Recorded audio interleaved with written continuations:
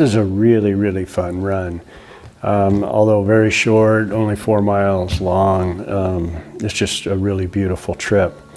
For those of you who just want to see the river, first I'm just going to show you what the river looks like. We'll do a quick trip, take 3 or 4 minutes and do that.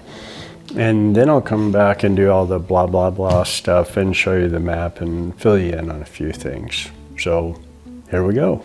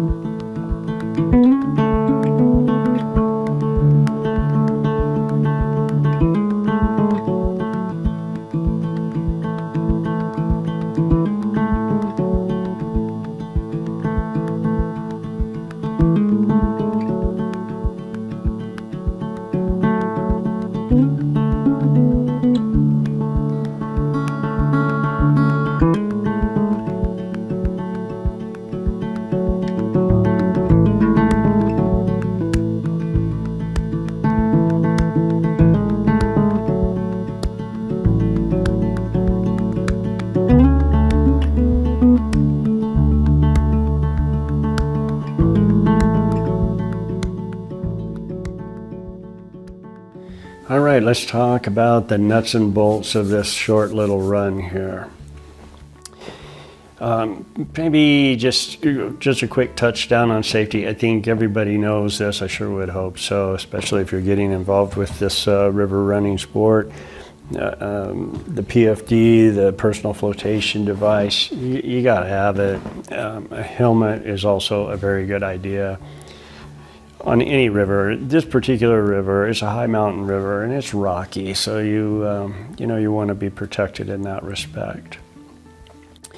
The other thing to keep in mind with the rivers up here is they are very cold. And if you're like me, I don't like the cold water. So we wear dry suits, which we find really comfortable and nice to have. A wetsuit can also be used. A lot of the kids just jump in and go, but boy, oh boy, I'm telling you, if you upset the apple cart, it's going to be one chilly swim. What kind of craft do you need for this? I've seen 8-foot, maybe 10-foot rafts go down this run, especially at medium to high water. And the inflatable kayaks or the hard shell kayaks or paddle boards, everybody's having a lot of fun with all of them. So it's a good one for that. You hear these river rafts talk about, they'll be spouting off numbers like, yeah, I did it at 400 or 900 or 5,000. What they're referring to, if you're new to this, is cubic feet per second, CFS. That's the flow of the river. This one, we've run it as low as 175 and as high as 900.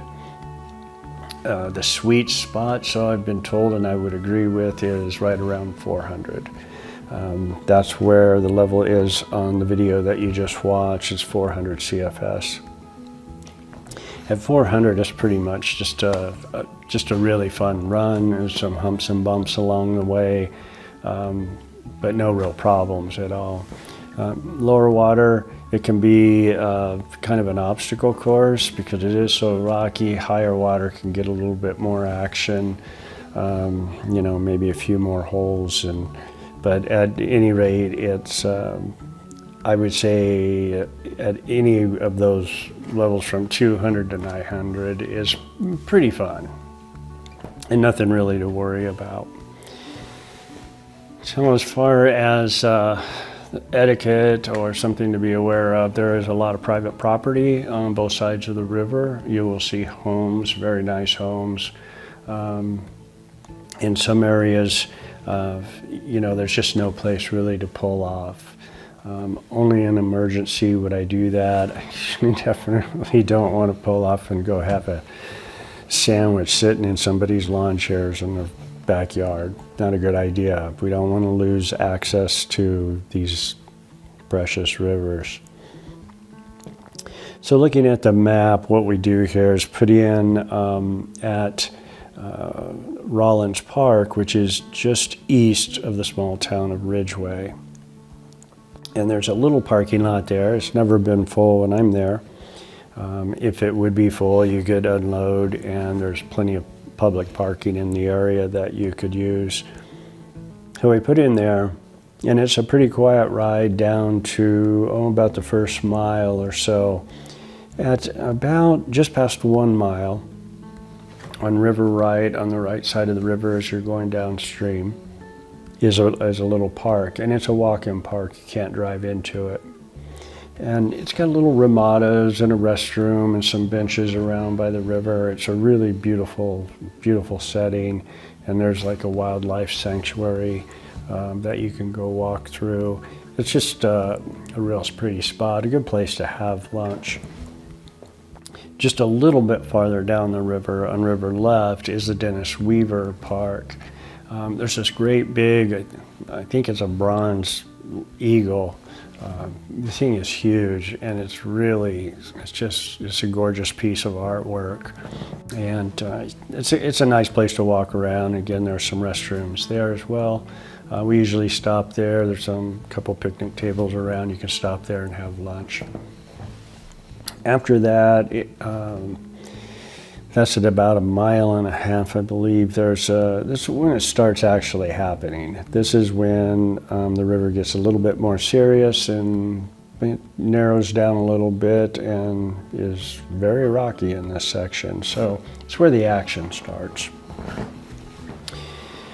Now, once you get through that section of pretty consistent whitewater, you'll come to a footbridge, and this is the beginning of the reservoir.